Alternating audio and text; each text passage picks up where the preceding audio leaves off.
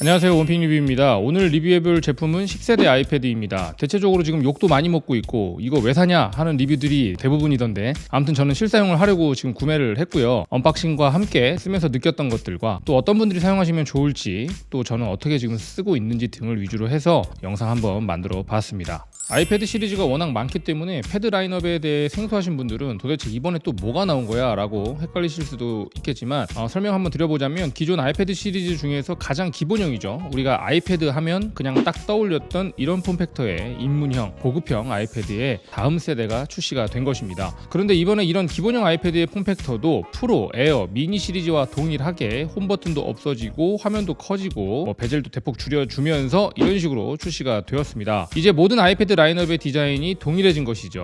이번에 색상은 블루, 실버, 옐로우, 핑크 이렇게 4가지로 출시가 되었는데요. 애플이 늘상 하던 대로 하위 라인들은 비교적 원색적이고 채도가 높은 색상들로 구성을 했더라고요. 엔트리급 라인이기 때문에 좀 더 영한 느낌을 주기 위해서인지는 잘 모르겠는데, 아무튼 색상이 굉장히 쨍하고 화려합니다. 저는 구매하러 매장에 갔다가 핑크랑 블루만 실제로 봤는데요. 옐로우 같은 경우에는 다른 유튜버들 영상을 보니까 렌더링 이미지보다 훨씬 더 탁하게 나온 거 아닌가 싶습니다. 약간 그 예전 황금 마티즈 색상 같기도 하고 개인적으로는 좀 별로였다. 개인적으로 구매할 수 있는 색상이 실버와 블루밖에 없는 것 같았는데, 이번에도 제가 예뻐서 사고 싶어서 샀다기보다는 그냥 무난하게 선택할 수 있는 것 중에서 블루밖에 고를 게 없어서 블루로 구매를 했습니다. 지금 공통적으로 제일 많이 나오는 이야기가 전면 디스플레이에 라미네이팅도 안 되어 있어서 이렇게 툭툭툭 쳐보면 안쪽 공간감이 상당히 많이 느껴지는 이 문제이고요. 일단 이게 애플 펜슬로 필기하실 때 통통거리는 소리와 그 느낌, 이게 아주 별로지 싶어요. 이게 써보니까 펜슬까지도 필요 없고 손으로 터치만 해보더라도 라미네이팅이 되어 있던 기존 모델들과는 느낌이 상당히 차이가 납니다. 손끝의 안쪽 공간감이 느껴질 정도니까요. 이게 좀 별로였습니다. 저는 펜을 많이 안 쓰긴 하지만 저희 아내가 갖고 있는 2세대를 이미 경험해본 느낌에서는 정말 별로긴 하더라고요. 그리고 반사방지 코팅, 이게 또 안 되어 있다 보니까 보시는 것처럼 반사가 기존 반사방지 코팅이 되어 있는 모델들에 비해서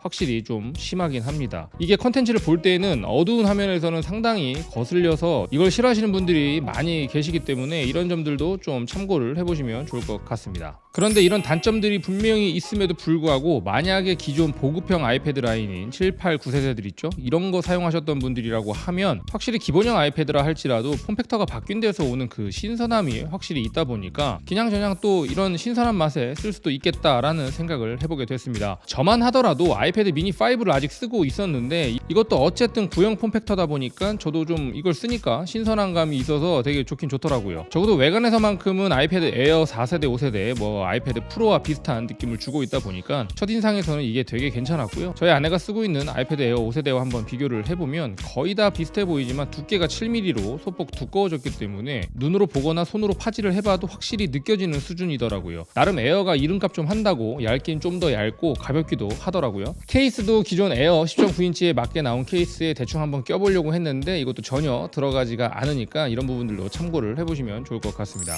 기타 언박싱을 마저 해보면 20W 충전기가 들어있고요. 맥북에 적용됐던 그 패브릭 소재 케이블이 들어있습니다. 그리고 이번에 포트는 C타입으로 출시가 되었습니다. 개인적으로는 그냥 이건 보급형이니까 기존에 8핀을 그냥 넣어주더라도 라미네이팅이랄지 혹시 그것도 어려우면 반사방지 코팅 같은 거를 차라리 해줬으면 어땠을까 싶은데, 또 포트는 생뚱맞게 C포트를 넣어줬어요. 이 C포트 때문에 애플 펜슬 충전도 젠더를 사용해서 지금 엄청나게 까이고 있지 않습니까? 애플이 이거 왜 이랬는지 싶을 정도로 앞뒤 맥락이 좀 잘 이해가 안 되긴 합니다. 아무튼 여기까지 대체적으로 언급되는 단점들과 함께 묶어서 언박싱 겸 대략적인 내용들을 한번 말씀드려 봤습니다. 일단 이 녀석을 구매하면서 기존 구형 폼팩터는 아예 고려를 하지 않았습니다. 애플이 신제품 발표와 함께 환율 문제도 있고 또 새 제품과 기존 제품의 팀키를 막기 위한 조치로 기존 라인업들 가격을 일제히 조정을 했잖아요. 만약 가격 인상이 안 되었다면 저도 조금 더 보태서 에어 5나 에어 4 중고 같은 것들 구매했었을 것 같은데, 일단 10세대가 출시하면서 에어의 가격이 공홈 기준으로 21만 9천 원이나 비싸져서 92만 9천 원이 됐기 때문에 10세대와의 공식 가격 차이는 25만 원이 납니다. 이럴 줄 알았으면 10월 19일 전에 구매를 할 걸 하는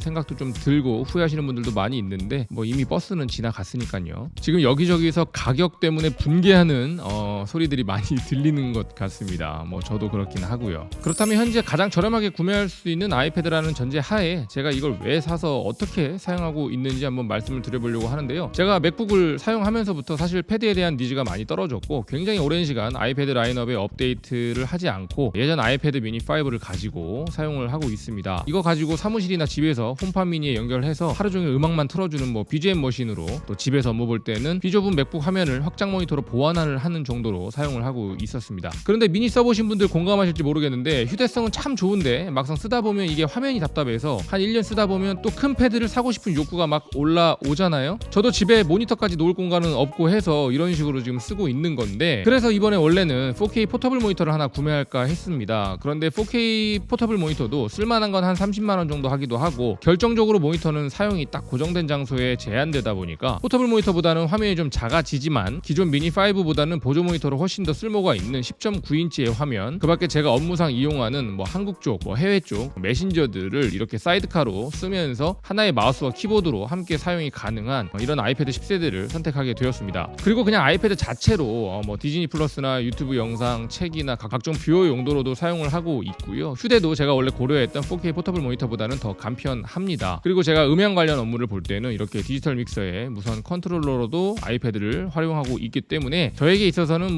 그냥 괜찮더라고요. 그래서 혹시 저와 비슷한 상황에서 이 아이패드 10세대를 고민하시는 분들이라고 하면 한번 참고를 해보셨으면 좋겠고, 대신에 전제 조건이 하나가 필요합니다. 바로 애플 펜슬에 대한 니즈가 거의 없어야 한다라는 점입니다. 앞에서 언급한 라미네이팅 처리가 안 된 것 때문에 현재 2022년 하반기 기준으로 펜슬 1세대도 좀 아닌데 이 라미네이팅도 안 된 아이패드다, 이건 정말 선 넘었다라고 생각을 하거든요. 그래서 구매 포인트가 펜슬에 집중되어 있는 분들에게는 완전히 비추합니다. 저도 1세대, 2세대 할 것 없이 펜슬 구매도 했었고 과거에 계속 써보기도 했었는데 제대로 사용을 해본 적이 없더라고요. 지금 쓰고 있는 갤럭시 Z 폴드 4에도 S펜을 같이 구매해서 쓰고는 있는데 활용도는 역시나 많이 떨어진다. 그래서 이 펜슬에 대한 본인의 사용 패턴을 잘 한번 살펴보시는 게 좀 중요할 것 같고요. 그리고 이 아이패드 10세대의 그냥 성능면만 한번 살펴보면 요즘 죄다 M1이니 M2니 하니까 좀 신경이 쓰이는 거지, 사실 아이패드 10세대에 탑재된 A14 바이오닉도 여전히 경쟁력 있는 칩셋임에는 틀림이 없고요. 최신 iOS 역시 당연히 적용이 되는 그런 아이패드라는 것입니다. 솔직히 라미네이팅 처리가 안 돼서 출시된 부분은 저처럼 이렇게 애플 펜슬 활용도가 아예 없으신 분들이라고 하면 솔직히 기분이 좀 언짢아서 그런 거지, 일반적인 사용상에서는 그냥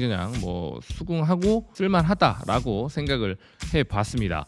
그 밖에 업무하실 때 화상회의나 페이스타임을 되게 잘 쓰신다 하면 이렇게 센서 스테이지 기능이 들어간 것도 좀 괜찮아 보이고요. 전면 카메라가 기존 위치에서 이쪽으로 변경이 됐기 때문에 약간 가로형 태블릿 같은 느낌이 들기도 하는데, 이 부분들도 살펴보면 기존 아이패드들과는 좀 차별된 부분으로 분명히 장점도 있기는 있다라고 말씀을 드려볼 수 있을 것 같습니다. 네, 오늘은 역대급으로 욕을 먹고 있는 아이패드 10세대의 실사용 리뷰로 한번 영상 꾸며봤습니다. 이렇게 욕을 먹었던 아이패드가 있었나 싶긴 한데 일단 저는 구매를 했기 때문에 욕할 게 천지긴 한데 나름 실제 사용하는 측면에서 또 최선을 다해서 한번 설명을 해봤습니다. 아무튼 오늘 내용이 그래도 구매를 하실 분들에게는 좀 도움이 되었으면 좋겠고요. 영상이 마음에 드셨다면 구독과 좋아요, 알림 설정까지 부탁드리고, 혹시 실제 사용상에 있어서 궁금하신 내용이 있으시다면 댓글 남겨주세요. 저도 또 써보면서 관련된 내용이 있다면 영상 만들어 보도록 하겠습니다. 그럼 영상 봐주셔서 감사하고요. 다음에 또 다른 영상으로 찾아뵙도록 하겠습니다. 감사합니다. 원픽 리뷰였습니다.